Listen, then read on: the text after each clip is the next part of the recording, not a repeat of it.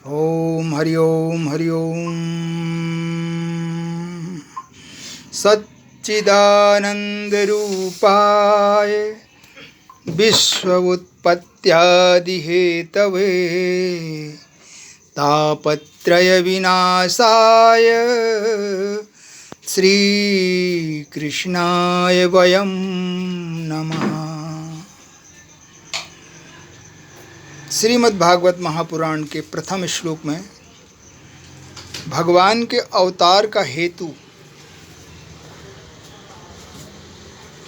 एवं भगवान के स्वरूप का वर्णन किया गया है,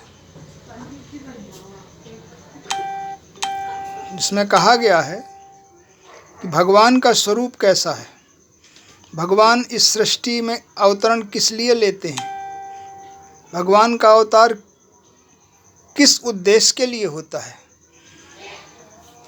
इन सभी प्रश्नों का उत्तर प्रथम श्लोक में महर्षि वेदव्यास जी ने इस प्रकार बताया। भगवान का स्वरूप कैसा है? सच्चित आनंद स्वरूप है भगवान का। भगवान सत्य है, तीनों कालों में, वर्तमान में, भूत में, भविष्य में जिसका अस्तित्व रहता है, ऐसा भगवान का स्वरूप है। और भक्तों के भावना के अनुरूप विभिन्न रूपों में भगवान के दर्शन किए जा सकते हैं। चैतन्य रूप में है परमात्मा, सृष्टि में एक तरंग है, एक चेतना है।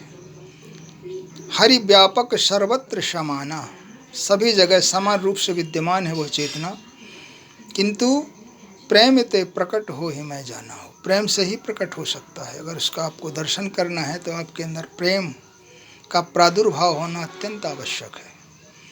जहाँ कहीं भी प्रेम होगा वहाँ परमात्मा की छाया, परमात्मा का अस्तित्व, परमात्मा की कृपा का अनुभव होने लगता है और आनंद आने लगता है, क्योंकि वो आनंद का ही स्वरूप है। भगवान जहाँ कहीं भी सृष्टि में आनंद है, वही परमात्मा का स्वरूप है।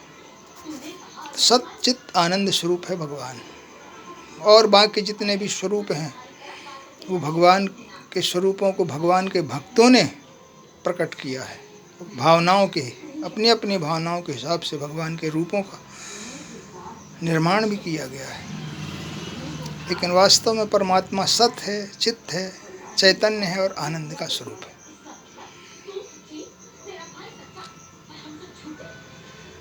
उसका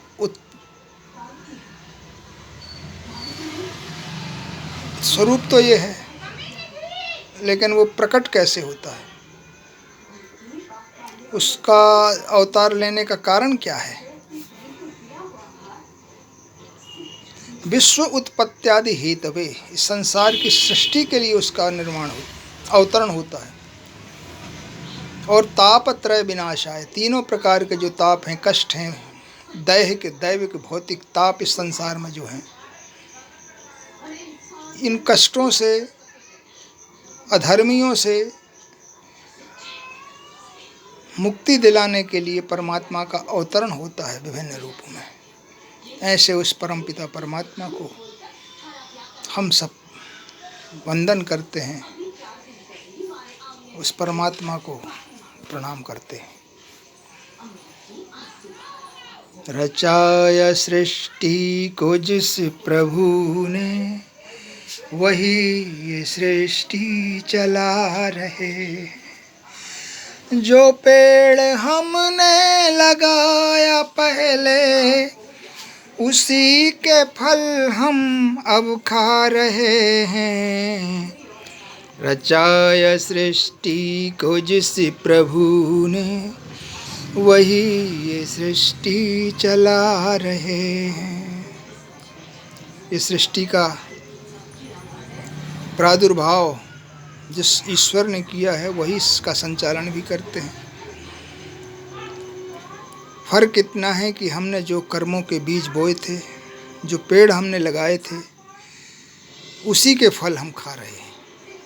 किसी को कड़वे, किसी को मीठे फल इसलिए मिलते हैं कि हमने जो बोया है वही हम आज काट रहे हैं। इसमें परमात्मा का कोई दोष नहीं है। हमारे कर्मों का ही फल हमें आज नहीं तो कल भोगना ही पड़ता है। इसलिए ये मनुष्य का जो तन मिला है बड़े भाग से मिला है, इसका हम सदुपयोग करें। बड़े भाग से ये मनुज तन मिला है, गंवाते गंवाते उम्र पार कर दी, खाने कमाने में आयु गंवाई, यूं ही जिंदगी हमने बेकार कर दी, बड़े भाग से ये मनुज तन मिला है। इसलिए हम अपनी संपूर्ण ऊर्जा बांटने में लगाएं, बटोरने में नहीं। ये जीवन बटोरने के लिए नहीं मिला है कि हम संसार में भौतिक वस्तुओं को बटोरते रहें, इकट्ठा करते रहें। किसी ने कहा है कि सामान 100 वर्ष का, पल की खबर नहीं, आगाह अपनी मौत से कोई वसर नहीं। 7 दिन के अंदर सबकी मृत्यु होना है।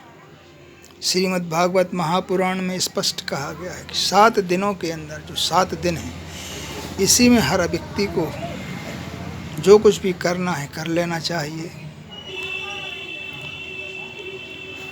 नहीं तो 7 दिन के बाद जब मृत्यु हो जाएगी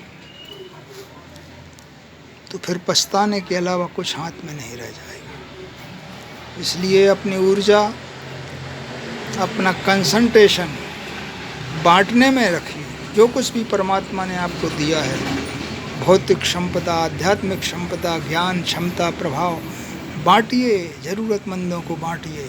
बांटने में ही आनंद है। देते रहिए, आपका देवत्व जागृत हो जाएंगे और आप देवता बन जाएंगे।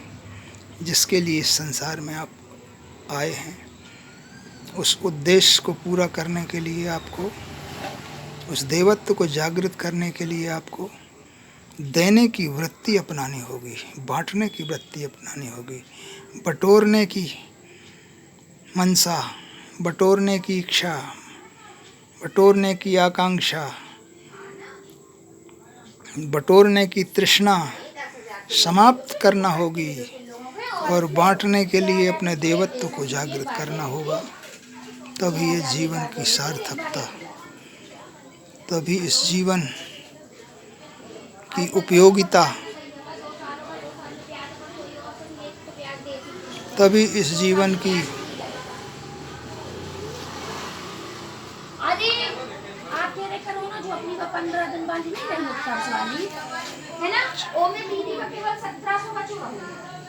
हे राम 1700 में ब्याज ले लें, केवल 1700 बच्चे तो लॉकडाउन कारण